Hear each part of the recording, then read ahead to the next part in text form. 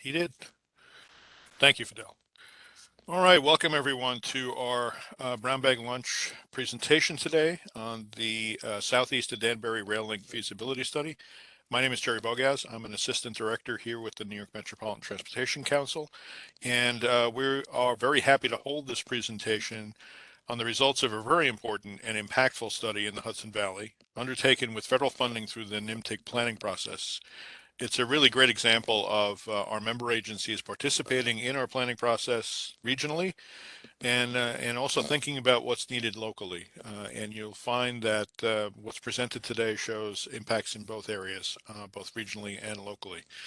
I do want to point out before I introduce our speakers that we'll be taking questions in the chat pod, and Stephanie Brooks from the staff here is going to be handling that, and we'll relay those messages, time permitting, to the speakers as we conclude. We should be finishing the presentation in about 40 to 45 minutes, so there should be sufficient time for questions after that. Having said that, I want to introduce our two speakers. The first is Vinny Tamanya, who is the project manager for this study from Putnam County, Department of Planning, Development, and Public Transportation. And with him is Drew Galloway, who is the consultant project manager from WSP. So first we're going to go to Vinny, and have a good presentation, everyone. Thank you so much, Jerry. Thank you. I'm joined by our Commissioner, John Tully, Commissioner of Planning, Development, and Public Transportation as well.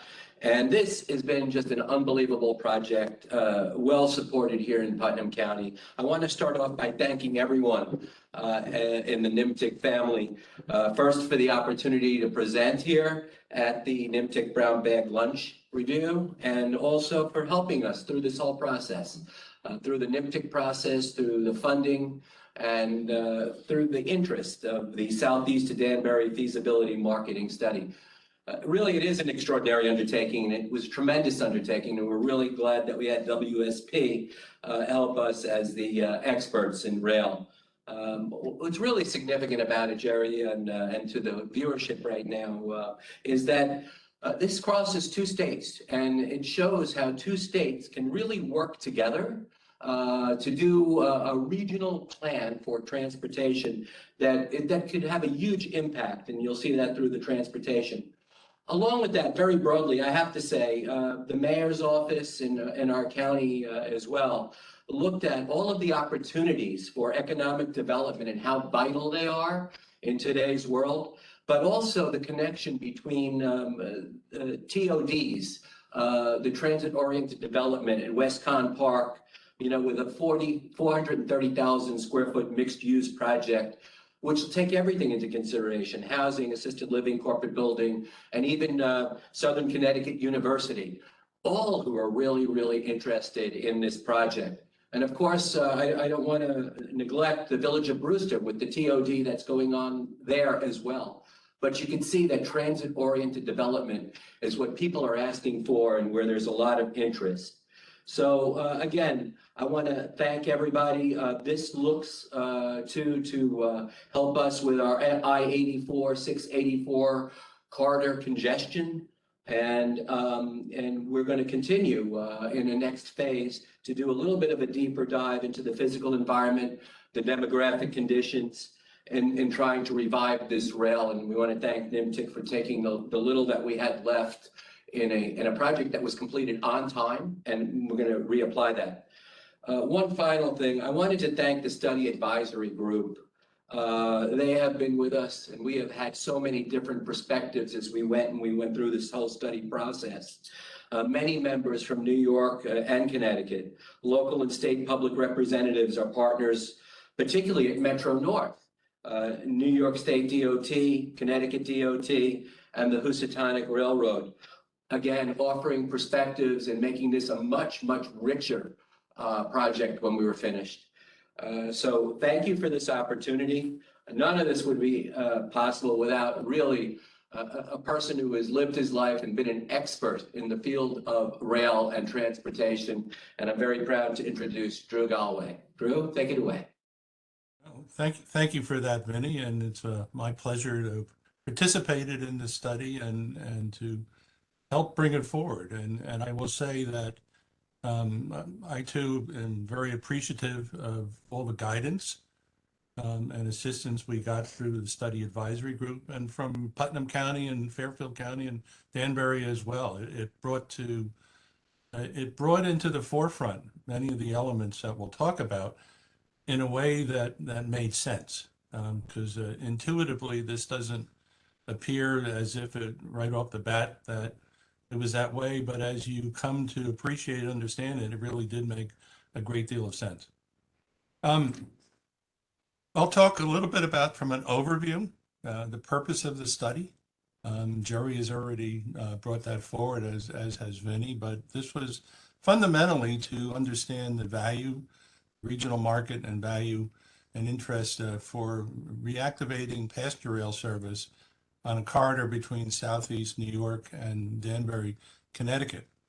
And it's a line that never had a great deal of passenger service beforehand, but strategically it's located in a way that can work in today's environment in a way that's very, very useful. You'll see references to the corridor being called either referred to as the Beacon Line or possibly as the Maybrook Line. The rail corridor was first constructed in the late 19th century from Beacon, New York up to Hartford and then all the way to Boston, and operated as a complete system in that manner. After the original section was open, a connection was built to Poughkeepsie and across the Hudson River to a very large rail marshaling yard called Maybrook Yard. So it operated as one of the preeminent freight rail corridors in New England for many, many years, until really about 30 years ago when traffic shifted to alternate routes. But this section of the corridor is still in place and served as the basis for evaluating the passenger rail service that we'll talk about. Vinny mentioned the potential to relieving congestion on some very busy interstates and local roads, and the opportunities for having it facilitate and work within not only TOD, but other activity centers and parks that sort of abound in the area in many respects. And all in all, I think one of the underlying interests is to have an improved travel experience from the region to New York City. This is a view of the corridor with Southeast and Brewster on the left side, and Danbury sort of tucked away on the far right side in the corridor. And you can see there are a number of different touch points that we looked at as part of our study to get a better understanding and assessment of their potential impacts on operations, but also in terms of how we can do so in a beneficial way. And the touch points vary. They are varied either looking at it from an environmental perspective, a congestion perspective, infrastructure condition, and populations that are predominantly located on the ends of the corridor, but not exclusively. And you can see there's a wide variety that takes place. In a little more detail, this is an area that has a rich abundance of natural facilities. It's part of the watershed system for New York City, and so there's a lot of sensitive areas that are involved. And they all come into play in terms of thinking of how to use the corridor for rail service and how to accommodate that in a way that is not impactful on all of these potential sensitive areas. Similarly, from a population standpoint, there's a wide range looking at the population, and this gives you a sense. Again, you'll see that the density of it is located at the ends, and the variations predominantly take place at the ends. But it does give a sense of the types of residents and commercial activities and populations that we see in the end. And connections at these ends will be a critical component to talk about. I mentioned before about a bikeway, or in this case, it's called the Maybrook Bikeway, and harkens back to the rail name that I talked about. And you can see from the image that it's one in close proximity to where the existing rail line is, and the picture shows the location of the bikeway on the left, and it's protected by fencing, then where the rail line is, and also the extent that it travels and parallels the rail line, which is for a good portion of the corridor with an intention for the bikeway to continue from its current terminus on the border between New York and Connecticut and continue it eastward into Danbury. So the corridor essentially will have a dual use in providing a rail service as well as for the bikeway itself. These are more examples of how the bikeway is being accommodated. And the picture on the right gives a sense of how the right-of-way, the alignment of the existing corridor, fits within Danbury confines and the city proper itself. We know we have to take particular attention on accommodating the bikeway in a way that provides safety and security. And know that part of this process will have to address all the sensitive water resources that I mentioned.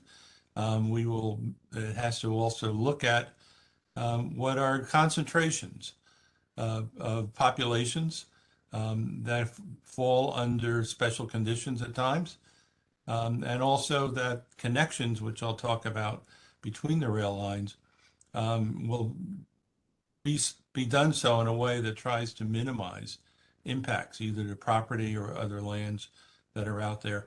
I mentioned that the corridor was first constructed in the late 19th century.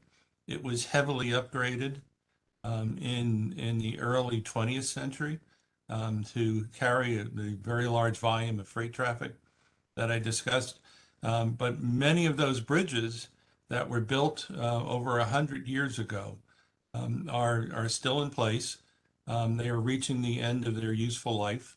And part of the assessment on this corridor is in particular looking at those structures and how either replace them or completely update them and upgrade them for continued use. There's also a whole bunch of noise sensitive land issues where you have either residential or commercial properties in proximity to the rail corridor, and they will be part of the overall analysis. I'm going to swing now from existing conditions into starting to look at alternatives. And this starts with looking at station alternatives on the corridor. And we have 4 or 5 that are identified at this location. And they're largely spaced out at either the connecting ends of the corridor or the existing park and ride lot right on the Connecticut-New York border that's known as Farrington's Park. And all of these stations were evaluated from a feasibility perspective and the ability to have access to them, either from a driving perspective or a pedestrian perspective, and how they could fit from within land. And these were the areas that we identified as part of the study to carry forward with the balance of the analysis. I mentioned before that the connections are a key part, and I'll step back and you can see at the southeast side and then at the Danbury side, while the rail lines physically come in close proximity, the Beacon line gets very close to the existing Harlem line. It doesn't actually connect until 1.5 miles or 2 miles further north where there is a connecting link. But that link is really not suitable for type of passenger service that we're thinking about here. Similarly, on the Danbury branch, while they actually do physically connect, the orientation of the connection is not very suitable. And so this study looked at ways of establishing connections that could work well in a passenger train environment and provide the type of frequencies and competitive travel times that are necessary for this. And so we looked at a bunch of 10 different connections were developed in the southeast area, and I'll go through that in a little more detail. And you'll see with them, all of them are influenced by either curvature at the connecting ends or the requirement to have a change in direction as you go forward. After looking at southeast, then we'll go and look at the connections at Danbury. So this array of different connections are the 6 that we developed for southeast. And they fall into 2 categories, I would say, and some of them allow for a direct, same direction travel of a train. And those are typically on the right side and alternate CD and DD that you see. And then some allowed for a connection to southeast. But then the train would have to change reverse directions to continue. We did examine the potential to provide connections into Brewster instead of Southeast Station, and concluded because of existing development patterns and use of the existing station that operationally it was not a suitable fit, and so stopped evaluating service to Brewster in that effect, and focused on getting a connection and a service and operations on the Southeast Station itself. This is the same territory, looking at the connections again, and looking at it from a land use pattern. A lot of variety, with residential areas consuming a good part of it, but also either open space or wetlands also coming into influence in all of it. The Tonetta Brook, interestingly enough, which is shown in this, intersects in some way or the other each one of these connections. Be another touch point to look at very carefully as a more detailed design will go forward.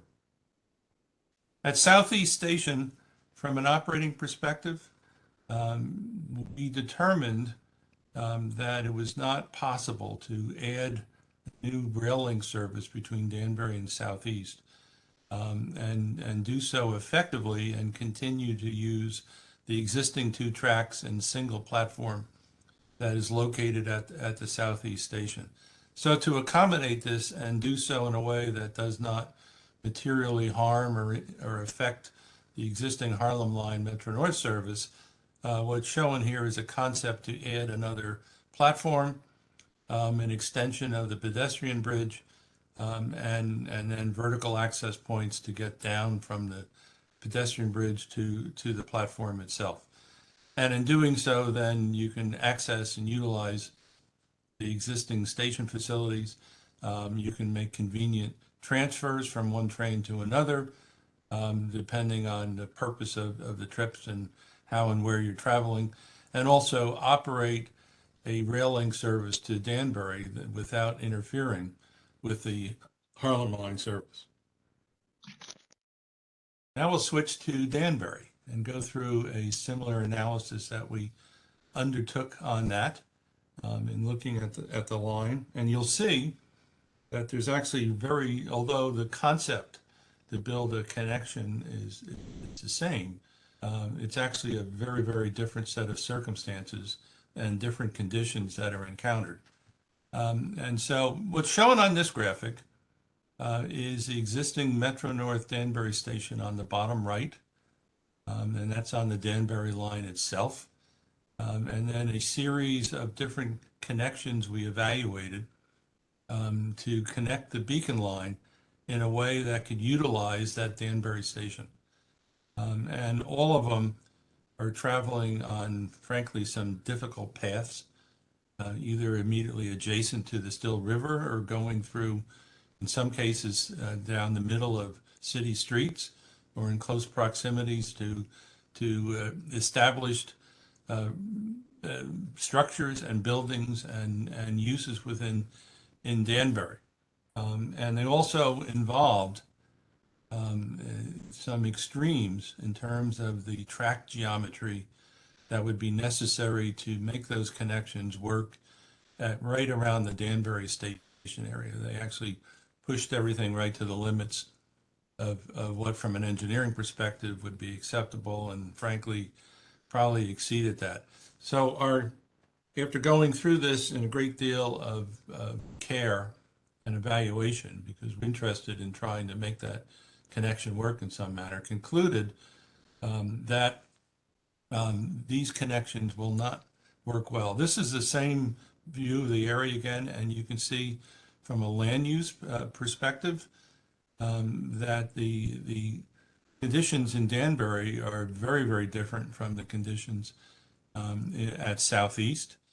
While there was a lot of open space and wetlands at Southeast, here you have dense development for that any of these connecting corridors would encounter, and makes it equally difficult, if not more difficult, to try and think about constructing them in that manner. You couple it with the geometric concerns that I raised, and our conclusion was that corridor would be better served and work from a feasibility perspective by connecting the corridor to and repurposing and reopening the former station that is shown here as the proposed alternate station, and as now is the main building and facilities for the Danbury Railway Museum.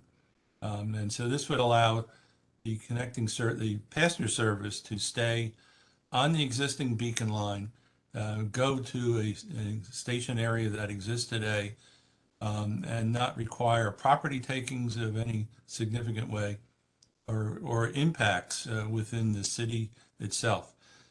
For those that want to travel from one rail line to another, it's a pretty short walk.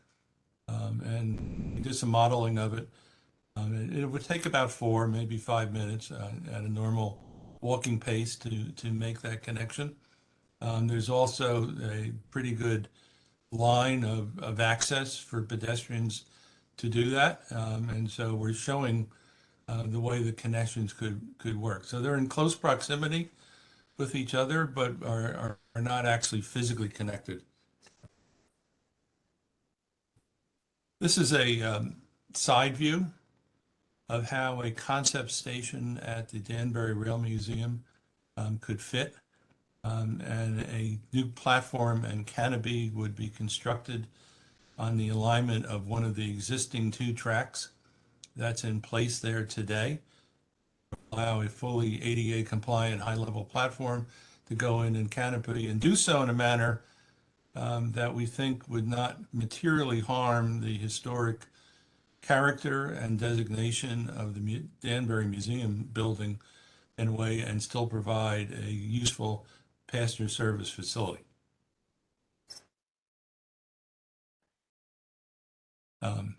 Adding all those trains also required some improvements to the rail infrastructure, besides upgrading the track to full capability to operate in the 60 to 80 mile an hour range, which would be consistent with what's known as Class 4 track standards and designs.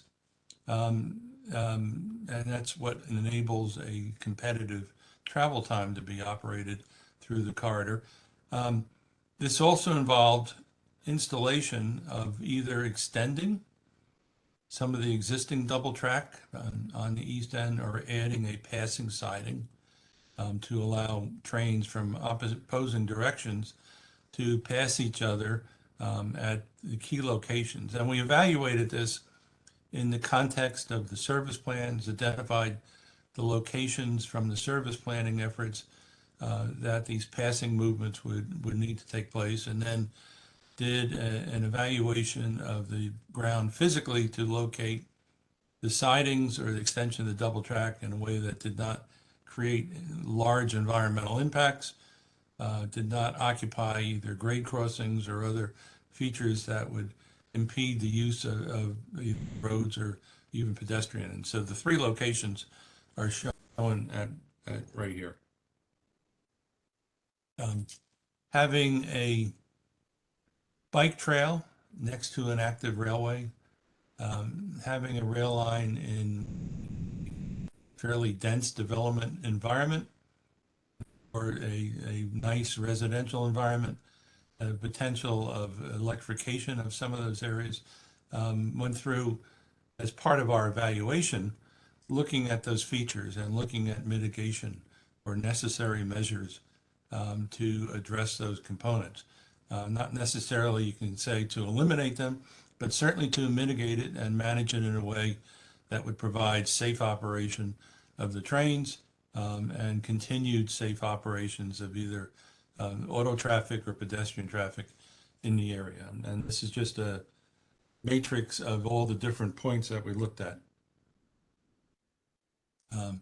Going back to the bike trail, there's actually a pretty large population anymore of trails that have been constructed either adjacent or on existing rail lines.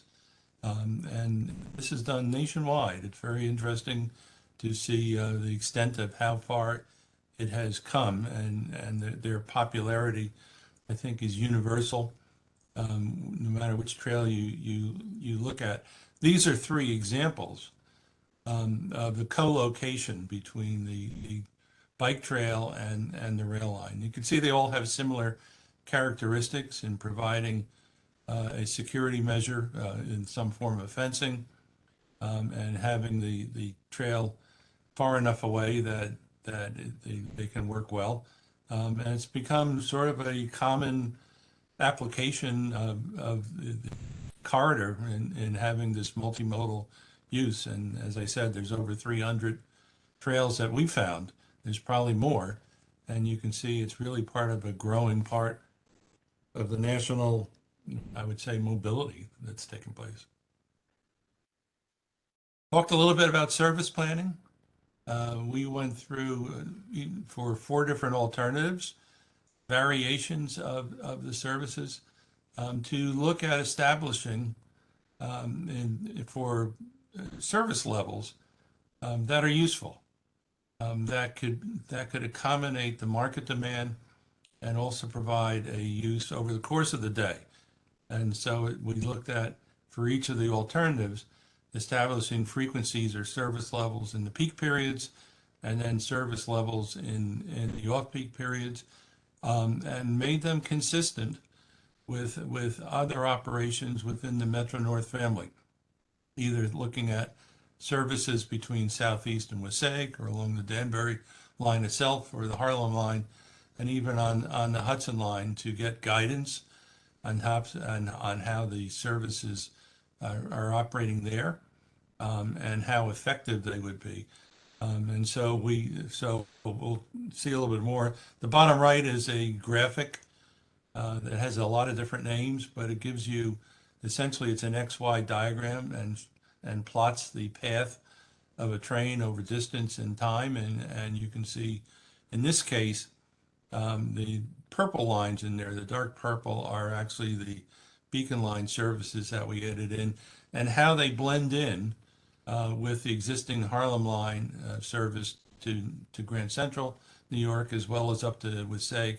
Interestingly enough, we were able to come up with shuttle patterns that would provide essentially a simultaneous transfer from a passenger who came from, let's say, Danbury, and is either going towards New York or White Plains or to Wasaig. And one shuttle trip could actually serve in both directions. That seemed to be a very good match in that respect.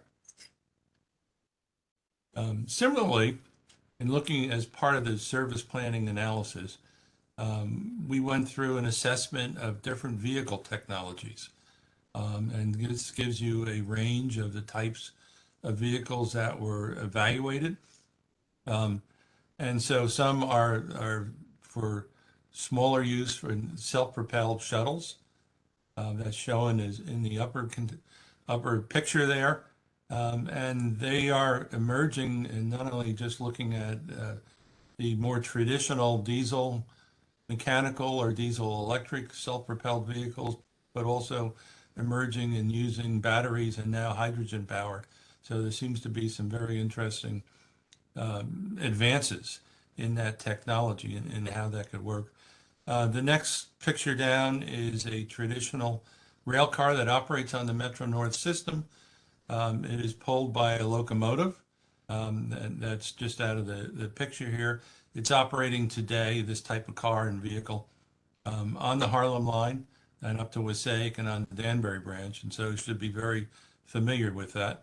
One of the alternatives we looked at was actually extending the electrification and then being able to operate the normally self-propelled all electric operation that you see on the Harlem line, and that's the third picture down there. And then the last alternative looked at a slightly different type of technology that's more associated with transit and not commuter rail. And this would be strictly a shuttle operating between Southeast and Danbury because of the design criteria and conditions. That type of transit vehicle cannot operate on a rail line with commuter trains operating on it, unless you have something called temporal separation, which is time of day. And that would not work for the types of services that we evaluated for this Carter. Our focus ended up being on the first two alternatives that we'll talk about as terms that we think are preferential and would give an opportunity for some of the best travel times, but also best compatibility with operations and with the infrastructure along the corridor. This is some of the metrics, I guess we can call them, looking at the corridor itself. And you can see running times associated with that going to Grand Central or along the corridor itself, and types of headway analysis or frequency of train operation for each of the alternatives. I think what's useful to see on this is that each of the alternatives, regardless of the infrastructure and the type of vehicle operated, offered fairly substantial travel time savings compared to a comparable trip on the Danbury line. And I'm not saying the Danbury line doesn't provide use and purpose, of course, because it does. But physically, the differences between the two and the circuity in some respects that Danbury has by going to South Norwalk first before heading west to New York is influencing and contributing to the differences that we see in potential running times here. Importantly, part of our work was to evaluate potential ridership. That's really the purpose, of course, for putting a service in of this type, is to how does it get used and how many people will use. We used a ridership forecasting model that's been used within other NYMTC area projects. It's called the STOPS model. It was developed with the support and guidance of the FTA, which is the Federal Transit Administration, and has good acceptance, I would say, within the industry on how it's operating. So we applied that. We looked at 3 different markets to study, and the most traditional one thought that way is service to and from New York City to Grand Central. But also the corridor opens up an opportunity for travel to larger intermediate points and destinations, particularly to White Plains. And then there is local travel itself. The forecasting model was calibrated using existing ridership data we received from Metro North. And that was actual data that was taken from surveys, and we were happy to say, I'm happy to say that the calibration process went very well, and we found a good match how the model was working to what the ridership was showing. So believe that the model was working in an appropriate and accurate way. Part of the analysis was the intermediate stations at state line and a potential TOD station just to the western side of Danbury and then Danbury itself. And we did a couple different sensitivity analysis, looking at different headway alternatives, really trying to make sure that the service plans that were applied were reasonable, were something that was fitting the market and could serve it in a way that was, as I said, reasonable on that. This is an interesting graph. It's a dot chart, or some people call it a measles chart. And what it's showing is for the current services, these are different passengers that live, presumably, are residents in the area, that are taking Metro North on either the Harlem line or the Danbury line. And what you can see from this is the dots that are shown are in purple are passengers that are traveling to the Southeast station to complete their trip on the Harlem line. And the dots in orange are passengers that are traveling to the Brewster station to carry on their trip. And then the dark blue are passengers that are boarding at the Danbury, Connecticut station on the Danbury line itself. And so you can see here the influence in some of the travel time elements that I talked about between the different lines. But also from an access perspective, you can see the effect of having better highway access to Southeast and Brewster than necessarily to Danbury. And so the travel lines to Brewster and Southeast are much greater and extend well east of Danbury itself, even as far east as Waterbury. And we kind of gave up looking to see if they went to Newington or Berlin or points like that. But the point of all this is that there is a large catchment area of ridership that's taking place today that's using the Harlem line, and that the rail link corridor between Southeast and Danbury has the opportunity to intercept some of those longer trips and extend the rail line portion of the travel instead.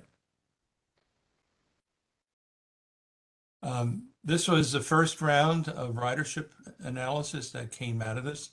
And it's a combination of diverting existing riders from existing stations or new riders that may be driving today and elect instead to take the trip by rail all the way. There is also a calculation that shows from the diverted and new riders the change in person miles traveled in the auto mode, and those are quite significant, and we'll talk about that fairly on. You can also see the influence of the large ridership demand to New York City itself, and less so for local travel. And that is reflected between the alternatives, and particularly the last alternative, which was just essentially there to operate for all local travel or involving a transfer, only performed fairly modestly compared to the others. And so this helped reinforce the importance of the New York City market, and I will also say White Plains in coming through and looking at how the demand will take place.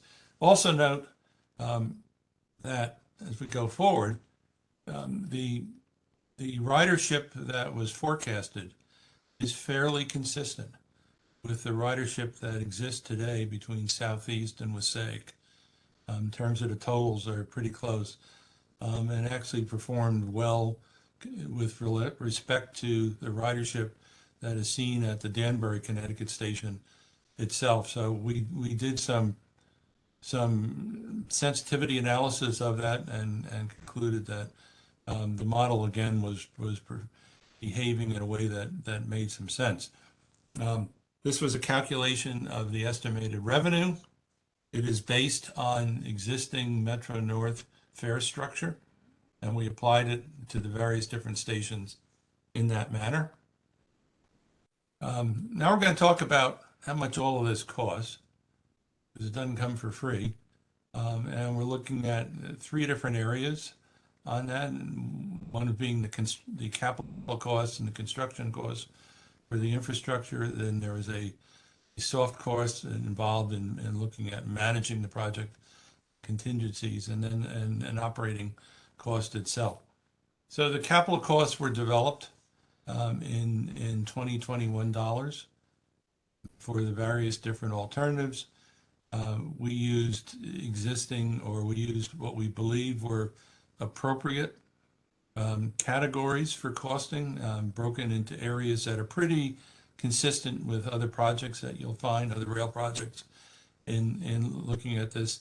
And then importantly, I think we went through a review process to look at consistency of the estimating costs. These are all conceptual, of course, at this point, with other projects, and had three or four other projects, large and small, that we did a comparison of costs for to make sure that they were consistent and applied in a way that was realistic, and concluded that this is falling in line in that respect.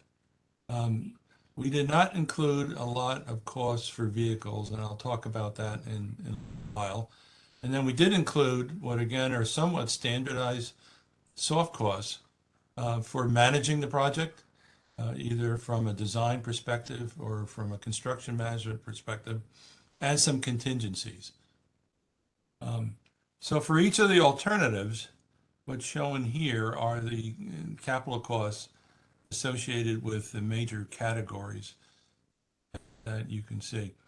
And a couple of the categories really jump out looking at the costs.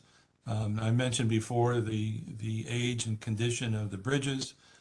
And so either replacement or upgrades of those structures is a prominent cost that would take place. Reinstalling a train signal system and applying PTC, or positive train control, which is now a federal mandate, is a large element in the cost structure, and would be mandatory under any circumstances to operate the service in the way that we see. And then for the two options that looked at full electrification, that really jumps out as a very large cost, and one that we think is outsized in respect to the type of operation and ridership that was being seen, and did not include that as our preferred alternative, either for the shuttle or for the full electrification. Instead focused on the first two alternatives, as I said. Third rail was assumed. We spent a lot of time talking about that from a safety perspective, given the proximity of other activities along the corridor. We did assume overhead catenary, overhead wire, for those not familiar, for the LRT or the transit application that we talked about. And there's also an assessment and efforts there in looking at mitigations to continue to accommodate the bikeway for the length of it. These are soft costs, as I talked about, and with contingency, and they are again built around some standardized categories that have been applied to other projects. And when you all add it all in, you get to see the total for the capital costs and the soft costs and the contingencies, and in particular the wide variation in what those totals would be depending on the type of technology that was involved in that. Talk about operating costs, which is a part of it. You're building something like this, now you have to run it. And so this is an assessment of what the relative operating costs might look like between the different alternatives.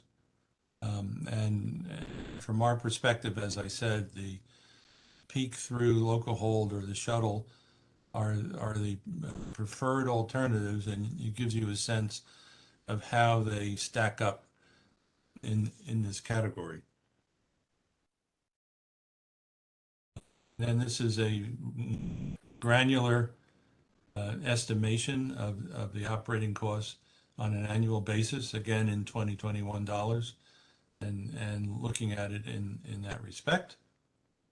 And these costs, we also went through an analysis and compared them with other projects, and based on the service levels and the type of operation, believe that they are reasonable, certainly from a feasibility perspective in looking at this. So, pulling all of that together, the study team has put together these conclusions. Be happy to go through them. We do believe that with the right infrastructure improvements, both for the stations and the connections that have been talked about, that it's operationally feasible. You can run this service and do so in a way that does not harm existing Metro North services and does so in a way that actually contributes towards the overall effectiveness of those services by opening up a new market and ridershed for the Harlem Line services. I've mentioned it before that there is a substantial travel time savings. Actually, any of the alternatives brought travel time savings, but those that had a single seat ride had the greatest, and that's intuitively as you would expect. We think that the rail link service would open up new markets, particularly the White Plains and then some of the denser stations on the Harlem Line for local travel. White Plains in particular is a destination in its own right and has a large installation of commercial traffic, commercial structures in there, and a fairly broad area of capturing people traveling to it in itself. So it really adds a new dimension at operating the Harlem Line that you simply cannot get on the Danbury branch. As I mentioned before, the forecasted ridership was generally in line with what we've seen at other stations with comparable development, demographics, and ridership. And the opportunity to intercept passengers who are in a car driving a long distance, coming from the Naugatuck Valley and driving all the way over to Southeast or Brewster, is putting a lot of miles on the highway system, and the opportunity to intercept that and reduce that was fairly significant, and was shown as part of the forecasting effort. Okay, these are some next steps that the study has, while the first phase of the study has officially ended, not done, and we hope to be able to continue it in a new phase. And Jerry and Vinny both mentioned that. We want to update the ridership analysis. When we started the work, the regional planning projections were being updated, but weren't ready for us to incorporate at the time that the study, the first phase, was underway, and so they're now available, and we think they are significantly different enough that it warrants an update and review of the ridership analysis to look at that. Similarly, as part of the first phase analysis, what we learned, and this was I'll call it a lessons learned process, was that while there was an expectation that there would be ridership or higher ridership at the Danbury station itself, what we found is because Danbury station is located within the city and has you access it with fairly local streets, that the travel time on those local streets and sort of the frictional values that it brings up in the ridership forecasting indicated that less people than we thought were using it. And so part of this updated analysis will be to evaluate an extension into the park and ride at Brookfield, which is just a few miles to the east of the Danbury station, but has very good highway access, and can access it from that point and understand the benefits that would come from that in looking at it. I'm also happy to say that Putnam County is undertaking a review of creating a regional intermodal center at the Southeast Station that would look at incorporating expanded bus and rail operations there, and that this study is a useful factor in providing some of the underlying information. And lastly, we hope, and there is some anticipation, that the information and data we've developed as part of this study can then be applied into a more detailed and extensive NEPA or environmental analysis and start preliminary engineering and design of the corridor, so that you can progress it forward through the steps. And that will conclude my discussion. Thank you, Drew, for a very comprehensive review. I'd like to take the prerogative of the host and just start with two questions about the forecasts. And I understand from your last slide that phase two will include updated forecasts, but of the existing forecasts, how many represent, or how is the new reality represented, if at all? I know these are longer term forecasts, but what I mean is the reality of increased work at home as a result of the pandemic. And then also of the 500 to 1,000 daily trips that you indicated, how many, were you able to forecast how many of these are completely new riders as opposed to existing riders who were taking other rail services or bus services? Well, I'll start with your first question. And the ridership forecasts were undertaken consistent with pre-COVID travel patterns that were in place. But we also went through it and undertook sort of a screening process to understand how that may have been changing. And in terms of the changes, I think we're all still seeing those changes evolving, and don't know where it's going to ultimately end up. My understanding, based on the information I've seen or been provided for the other commuter carriers in New York, is the off-peak ridership has come back to pre-COVID levels, actually to, in some cases, exceeding it. And I know that Amtrak is experiencing a similar thing where their travel during the midday is actually greater than they experienced than they've experienced in pre-COVID. But the peak period travel is still down, and it seems to be down range from, let's say, 50 or 60% on the low side to around 75 or 80% on the high side, depending on the different operators that are out there. They're all serving slightly different markets. And I don't think it's known yet exactly how that change in demand and change in lifestyle and work is going to take place on a permanent basis. What is apparent is that the sort of the 5-day work week seems to have is no longer as totally dominant as it once was, and many people are traveling 2 days or 3 days a week, maybe 4 days, also working at home for a reciprocal the number of days. That's probably something that's liable to be a permanent change. It makes it very complicated for the operators because now you have peaking that's taking place on 3 or 4 days a week and not much on 1 or 2 days a week. And you still have to provide the service and the equipment without necessarily being able to adjust it easily to match those peaking requirements.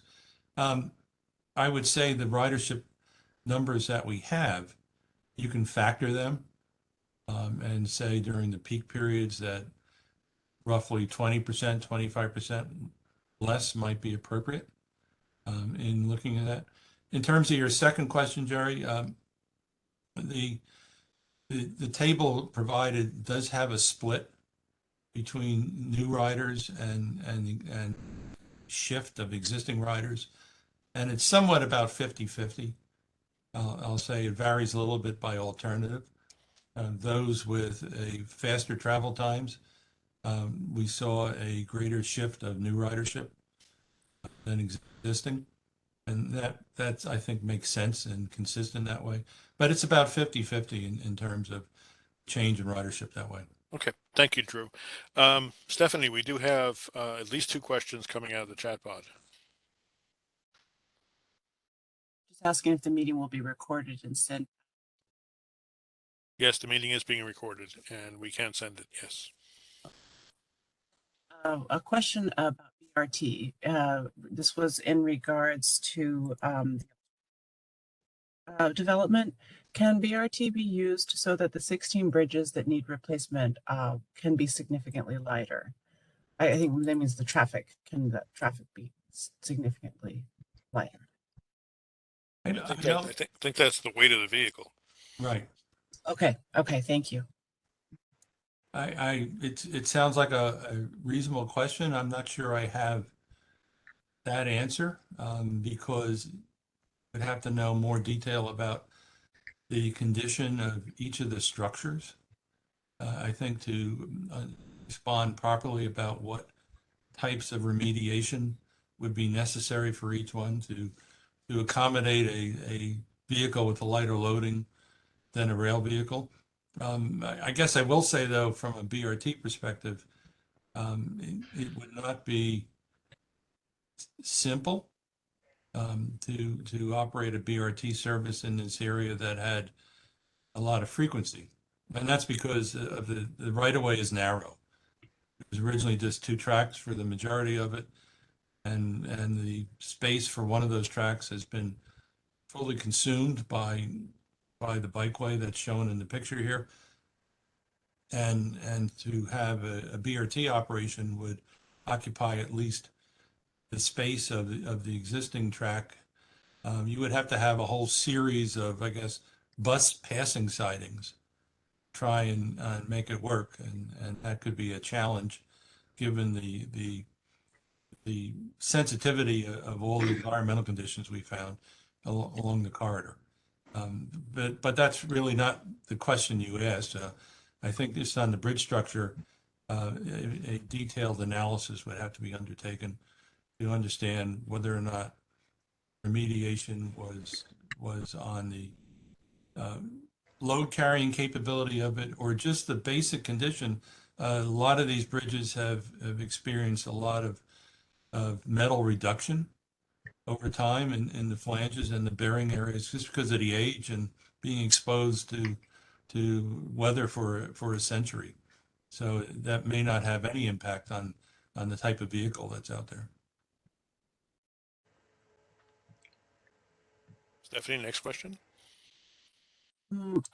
There is one more question that just yes, in response to that, just please suggestion to include BRT in future calculations. Then a general question just came in. Oh, I'm sorry. I should go back. It was just a jump on the questions. Include BRT in future calculations as a defined alternative. It's just a suggestion for that. And then a general question came in, how does the cost of long-term rail maintenance compare to long-term interstate maintenance? In other words, are there future cost savings in seeking to divert more commuters or travelers to rail in these areas?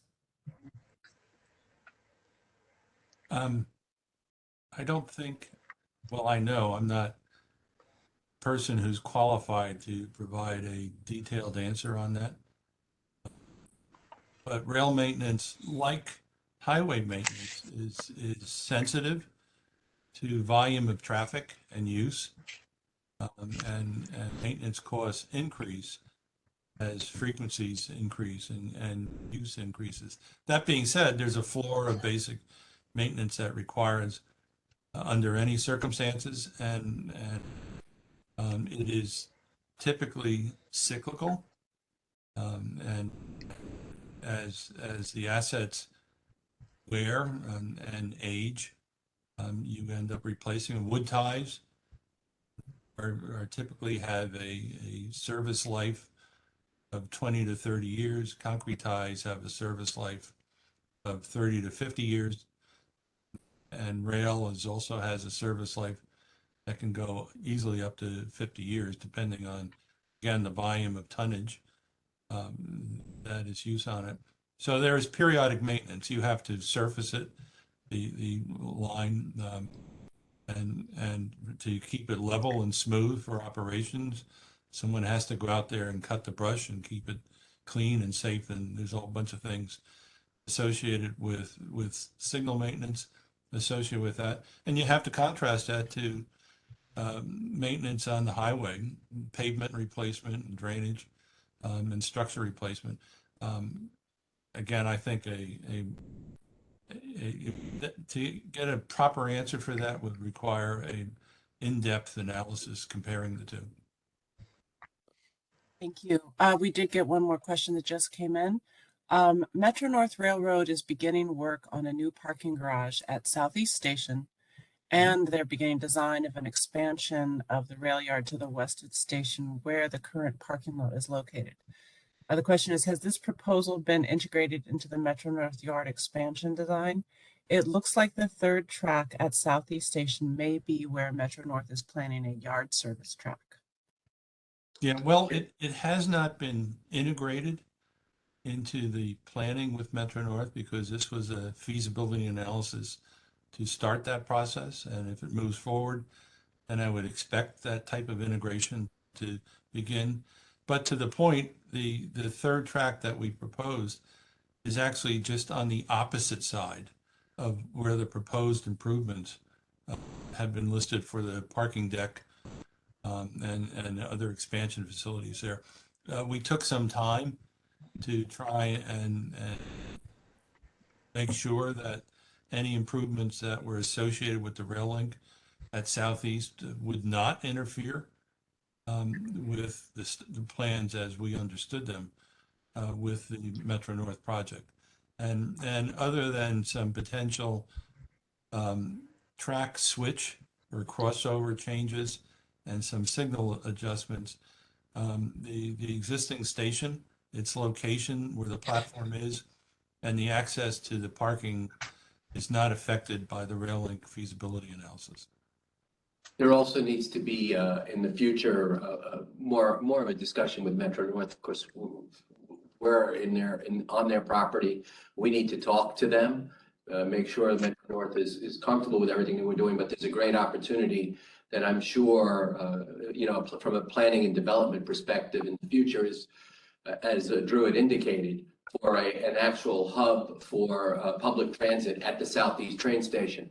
Those are things that we still have to talk to Metro North about, to MTA about. In addition, one of the things that we're very happy about is that Metro North has included this in their needs assessment for the future, for future development, one of the 23 projects that they will be looking at. So a little premature until we have some of these conversations and until we go through the needs assessment, but certainly a dialogue that we will continue in the future. Okay, Stephanie, anyone else in the chat pod? That is it for right now. Okay, great. Thank you very much. I want to thank, and we did it in just a little over an hour, which is great because this is supposed to be a lunchtime presentation. So I want to thank Drew for your expertise and your presentation skills, and also Commissioner Tully and Vinny at Putnam for their vision and working through the process to be able to move this concept forward. It could have real benefits. We'll see what happens as it moves into the future. But for now, it was certainly a very meaningful study using the federal process in our region, and we appreciate that. So having said all that, thank you everyone for your time this afternoon, and have a good rest of the day, and we'll be advertising new brown bag topics as we go forward. Thanks, everybody. Thanks, Jerry. Thanks for the opportunity. And Thank you, Drew. thanks to the NYMTC board and everybody down there too. The entire team, yes. Thank you. Thanks. Thanks, folks.